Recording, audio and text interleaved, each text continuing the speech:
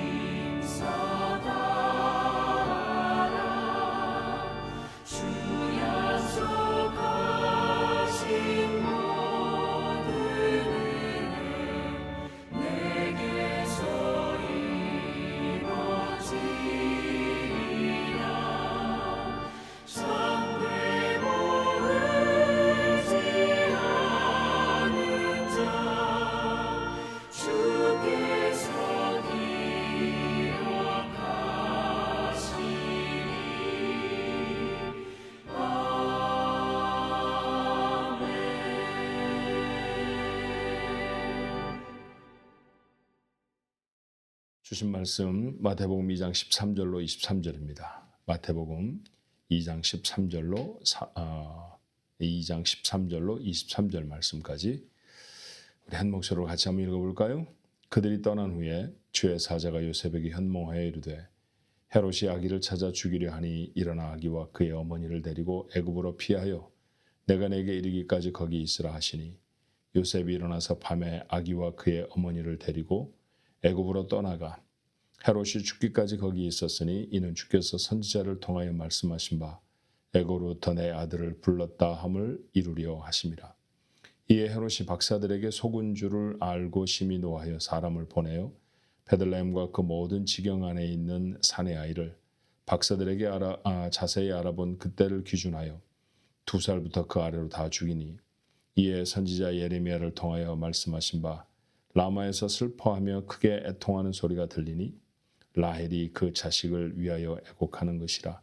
그가 자식이 없으므로 위로받기를 거절을 하였도다 함이 이루어졌느니라. 헤롯이 죽은 후에 주의 사자가 애굽에서 요셉에게 현몽하여 이르되 일어나 아기와 그의 어머니를 데리고 이스라엘 땅으로 가라.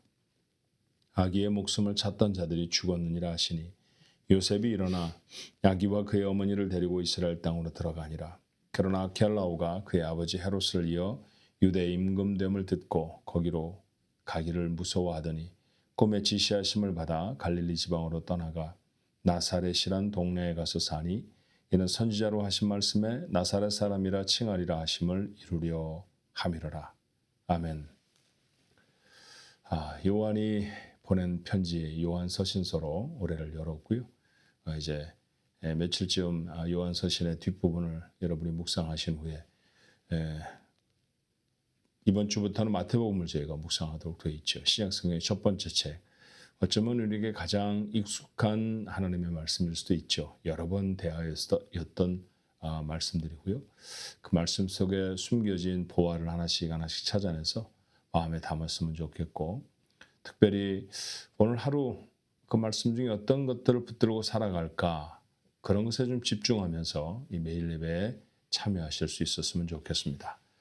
자, 오늘 우리가 읽었던 말씀은 예수님의 탄생에 대한 이야기 후반부죠. 한 가정에 아이가 태어나면 대단히 복잡한 일이 많이 생깁니다. 젊은 부부들이 아이를 낳고 그 아이를 건세하는 게 쉽지 않다라고 하는 그런 이야기를 많이들 해요. 정말 축복된 사건이지만, 그런데 사실은 해야 할 일들도 많고 마음도 분주해지는 것이 그 출생의 사건이죠. 요셉과 마리아, 이 젊은 부부도 아마 그렇게 마음이 분주했을 거예요. 갑작스럽게 찾아온 손님들도 있었고, 자, 그런 일들을 일련의 과정을 지나가면서 감당하고 있었습니다. 근데 그 과정에 환란이 닥치죠. 당시에 유대를 다스리던 헤롯, 그가 예수님을 찾아서 없애려고 한다는 것을 알게 됐습니다. 요셉 부부는 어린 아기 예수를 안고 애굽으로 내려가서 한동안 그곳에 살았습니다. 이 전통으로 이집트에는 가장 오래된 크리스천 공동체가 세워지게 되었고, 우리는 그것을 곱틱 교회라고 부르죠. 헤롯이 죽었습니다. 그리고 그의 아들 아켈라오가 왕으로 유대를 다스리게 되었죠. 요셉은 가족을 이끌고 다시 이스라엘로 돌아옵니다. 그런데 예루살렘 근처에 살 수가 없었어요. 마음이 두려웠기 때문입니다. 그래서 그들은 갈릴리로 내려가서 갈릴리 지방에 정착하고, 그들이 사는 마을은 우리가 아는 대로 나사렛이라는 마을이 됩니다. 자, 이 모든 일들을 결정했던 것은 아마 요셉이었겠죠. 자, 이집트로 가자. 그렇게 방향을 정했던 것도 요셉이고요. 자, 이제는 고향으로 돌아가자. 그런 결정을 했던 것도, 그리고 그들이 살 곳을 갈릴리 지역에 있는 나사렛이라는 동네로 정한 것도 그 집의 가장이었던 요셉이 한 일이었어요. 그런데 요셉이 이 결정을 내리도록 되어지는데, 한 가지 중요한 사건을 성경은 계속해서 우리에게 일러주고 계십니다. 그건 다름이 아닌 성령의 인도하심이었죠. 자, 그는 어떻게 헤롯의 위협을 알게 되었을까요? 오늘 시작하는 말씀이 그렇습니다. 주의 사자가 요셉에게 현몽하여 이르되 헤롯이 아기를 찾아 죽이려 하니 일어나 아기와 그 어머니를 데리고 애굽으로 피하여라 라고 가르쳐 주셨습니다. 성령의 가르치심이었죠. 그런 왜 하필이면 애굽, 이집트로 내려가려고 했을까요? 이집트가 가장 가까웠다든지 아니면 무슨 요셉에게 좀 익숙한 땅이었다든지 하는 것이 아니었죠. 성령이 그리로 내려가려고 그들에게 인도해 주셨습니다. 그는 다시 돌아올 때를 어떻게 알게 됐을까요? 늘 고향이 그리웠을 거예요. 그런데 이때 다시 돌아가야 해 라고 날짜를 정하고 짐을 쌌던 까닭이 어디에 있었습니까? 성령의 가르쳐 주심이었습니다. 그가 무서워서 두려워서 선뜻 고향으로 돌아가지를 못했죠. 주저하고 있을 때, 자, 그럼 어디 가서 살지? 라고 했을 때 그의 두려움을 없애주시고, 그리고 그의 갈 길을 인도하시고 살 곳을 지정해 주신 분, 성령 하나님이셨습니다. 그리스도인의 삶은 성령의 인도하심을 따라서 살아야 합니다. 새로운 시간을 시작했습니다. 실패하기를 원하는 사람은 아마 아무도 없을 거예요. 성공적으로 살아내야 하지 않겠습니까? 믿음의 사람의 삶에 성공과 실패를 가름하는 것은 하나님의 말씀을 듣느냐 듣지 않느냐에 달려 있다는 사실을 우리가 분명히 알아야 합니다. 더 귀한 하나님의 축복들을 인생에 담기를 원한다고 하면 그만큼 더 분명하게 성령의 음성을 들을 수 있어야죠. 자, 성령께서 늘 우리에게 말씀하십니다. 사실은 구원받은 저희들과 함께 하시니까요. 문제는 우리가 둔감하여서 그 음성을 들을 수가 없다는 것이죠. 느끼지 못한다는 것입니다. 어떻게 성령이 우리에게 인도하시는 말을 잘 들을 수 있을까요?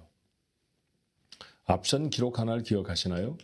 마태복음 1장 19절의 말씀에 보니 그는 의로운 사람이라고 했고요.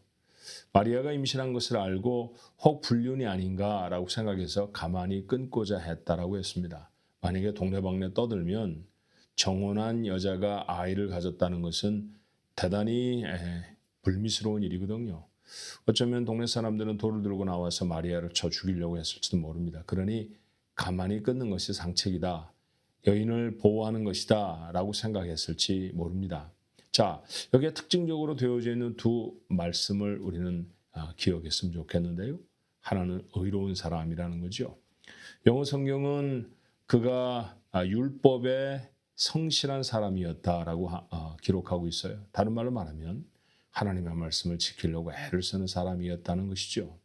두 번째, 가만히 끊고자 했던 것. 화가 나지 않았을까요? 자신은 정말 마리아와 상관하지 않았는데 마리아가 어느 날 갑자기 아이를 가졌다고 하면 이 세상에 어떤 남자라도 덜컥 의심부터 들지 않았겠습니까? 그런데도 그는 마리아를 지켜주기 위해서 가만히 끊고자 했습니다. 소란스럽게 그 여자의 더러운 죄악들을 다 세상에 밝혀서 그렇게 참혹한 어려움들을 겪지 않게 하려고 하는 배려였죠. 그는 착한 사람이었고요. 그렇게 주변의 사람들을 배려하고 사랑할 줄 아는 사람이었습니다. 자, 그랬던 요셉이 오늘 이렇게 그가 움직이는 모든, 그가 결정하는 모든 사건에 성령의 인도하심을 받았다라고 하는 것이 어쩌면 우리 삶에 있어서 한 가지 중요한 힌트가 될 수 있지 않을까 생각했어요. 하나님의 말씀을 들어야 성령의 인도하심을 받아야 성공적으로 살아낼 수 있다고 했습니다. 어떤 사람이 그렇게 살아갈 수 있을까요? 들을 수 있을까요? 바로 요셉처럼 살아가는 사람이 아닐까 하는 생각이 들어요. 하나님의 말씀대로 살려고 애쓰는 사람이 성령의 음성을 더 분명하게 들을 수 있습니다. 하나님의 성품인 사랑을 실천하며 살려고 하는 착한 사람이 성령의 인도하심을 받습니다. 매일매일을 살아갈 겁니다. 300일이 넘는 시간들을 살아 올해를 채우겠죠. 그 시간들마다 요셉을 기억하며 살면 어떨까요? 오늘 하루뿐만이 아니라 오늘 이후에 되어지는 모든 날 중에 하나님의 법으로 살아가야지 라고 하는 고민과 애씀이 있는 사람, 그가 성령의 음성을 들을 것입니다. 뿐만 아니라 곁에 주신 사람에게 최선을 다해서 사랑하고 저들을 배려하려고 하는 사람, 그 사람이 바로 착한 성품을 가진 사람에게 더 크게 들리는 성령의 음성을 듣게 될 것입니다. 여러분의 삶이 그랬으면 좋겠고요. 그래서 후회와 실패가 없는 복된 매일을 살아가게 되시기를 주님의 이름으로 축원합니다. 기도할까요? 하나님, 살아놓고 나서 우리의 걸어온 걸음을 보면 이리저리 흐트러진 걸음을 봅니다. 왜 저렇게 똑바로 걷지를 못했을까? 왜 분명히 결단하며 살아가지 못했을까? 하나님의 말씀에 민감하지 않았기 때문입니다. 우리 안에 계신 성령께서 늘 우리에게 말씀하시지만 듣지도 못하고 민감하지도 못해 아버지 하나님 희미하게 들었고, 그러니 우리의 삶에 대단한 동기가 되어지질 못해서 삶이 변화되지 않았던 까닭은 아니었겠습니까? 크고 작은 실패와 후회가 지난 시간에도 있습니다. 어떻게 하면 다시 반복하지 않을 수 있을까요? 성령께서 하시는 말씀에 순종할 수 있어야 할 것입니다. 오늘 요셉은 성령의 음성을 듣고 아이와 아내의 생명을 지켜낼 수 있었습니다. 하나님의 말씀도 이루어낼 수 있었죠. 저도 그런 삶으로 살아갈 수 있게 되길 간절히 원합니다. 어디로 행하든지 무엇을 하든지 누구를 만나든지 성령의 세밀하신 인도하심을 받을 수 있도록 하나님 그런 인생이 되게 하옵소서. 요셉은 의로운 사람이었고 착하게 사랑을 실천하며 배려하는 사람이었습니다. 우리도 그런 성품을 본받아서 우리에게 하시는 하나님의 말씀에 귀 기울일 수 있게 하시고 잘 듣게 하셔서 우리의 삶에 실패가 없게 하옵소서. 언제나 오늘 하루를 그렇게 살아갈 수 있도록 하나님 도와주옵시고 우리에게 선물로 주신 올 한 해가 그런 하나님의 은혜로 살아갈 수 있도록 축복하옵소서. 예수님의 이름으로 간절히 기도하옵나이다. 아멘.